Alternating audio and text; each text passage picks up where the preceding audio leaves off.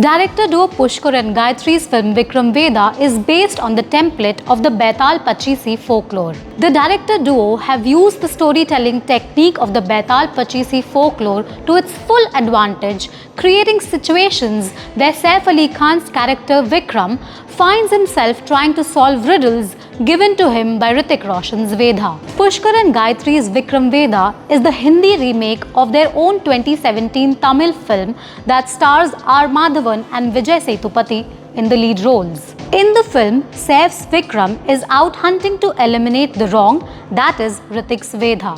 But little does he know that what is coming his way will make him question his own beliefs in the right and wrong. What starts off as a cop versus gangster plot quickly turns into a debate into moral relativism. Vikram is made to rethink every move and action that he believes differentiated him from the criminals and gave him a sukoon ki neend.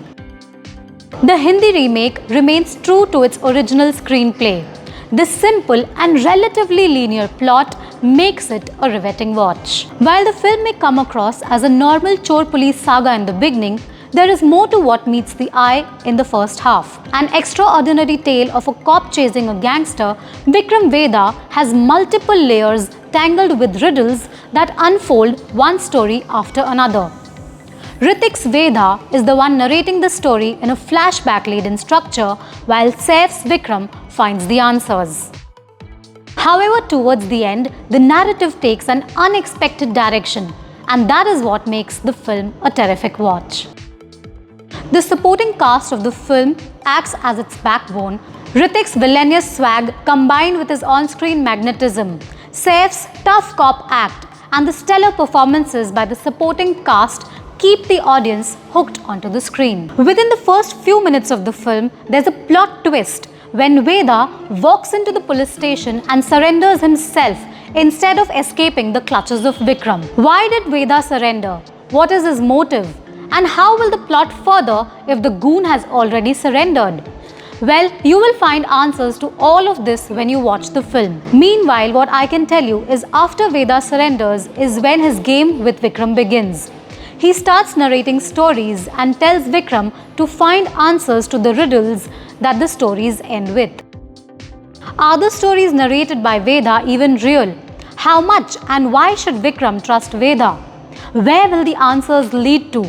These are several questions that will be in your mind when you watch the film. But by now the makers have already sown the seeds of doubt in Vikram's mind, who grapples within the grey areas of the right and wrong. How at the end of Vedha's third and final story, the plot takes a compelling turn that will blow your mind is what the rest of the film is all about. What makes Hrithik and Saif's film a gripping watch are its dialogues, courtesy of writers Manoj Muntashir and B.A. Fida. The film's writing is crisp and totally meant for the masses. Everything else from the background score to the cinematography by P.S. Vinod, combined with smartly weaved emotional high points where both the actors are not just exchanging curt dialogues but also getting a measure of each other, works in tandem with the maker's vision to bring to the audience a mass film that entertains. What works for the Hindi remake is how neither Hrithik nor Saif tries to take any cues from Vijay Sethupathi and R. Madhavan's act in the original film. The two mainstream Bollywood actors exude a level of comfort that only two very secure actors could portray on screen.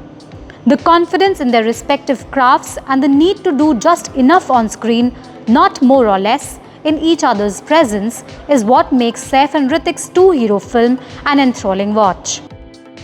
Both Hrithik and Saif use their on-screen charm to create magic that leaves viewers spellbound.